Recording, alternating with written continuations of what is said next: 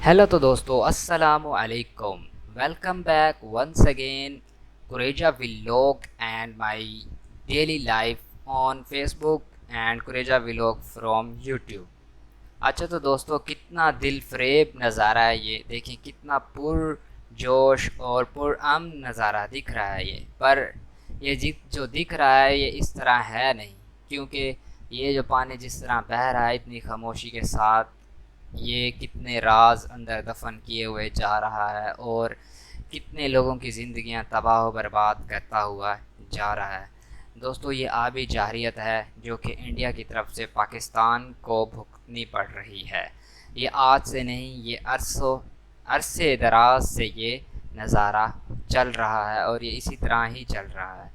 ये अभी इस वक्त जो है आपको जो नज़ारा दिखाया जा रहा है, ये नज़ारा बहावलपुर के इम्प्रेस ब्रिज का है, जहाँ से ये ऊपर से ट्रेन गुज़रती है। और इस वक्त जो है यहाँ से 1,20,000 क्यूसिक जो है पानी गुज़र रहा है। ये पानी तकरीबन तकरीबन जो है इंडिया ने 3 लाख प्लस क्यूसिक छोड़ा हुआ है पीछे से, बट अभी तक जो है 1,20,000 क्यूसिक तक पानी का रेला यहाँ तक पहुँच चुका है। और ये जो है दीपालपुर से हेड से होता हुआ हेड इस्लाम से, उसके बाद सलमान नकी और जो है हेड साइफन, इस तरह होता हुआ अब बहावलपुर में ये दाखिल हो चुका है और जो है अपना ये नुकसान करता हुआ और अपने जो है लोगों की ज़िंदगियों को तबाह बर्बाद करता हुआ यहाँ से गुज़र रहा है।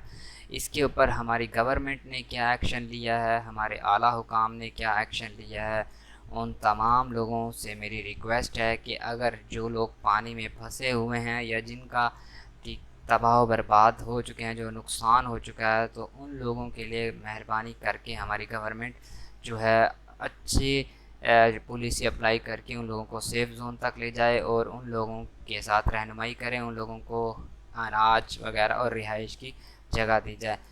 ये पाकिस्तान में ये आज का मसला नहीं है, ये पानी का ये बरसों का मसला है और ये पता नहीं कब जाके ठीक है ये हल होगा। मेरी और आप तमाम लोगों से यही रिक्वेस्ट है कि जो लोग इस मुसीबत में फंसे हुए उनकी मदद की जाए और जो है रिलीफ़ कैंप में हाथ जोड़ कर बढ़ के जो है वो हिस्सा मिलाया जाए। मेरी अगर वीडियो पसंद आए तो अपने दोस्तों के साथ ज़रूर शेयर करें।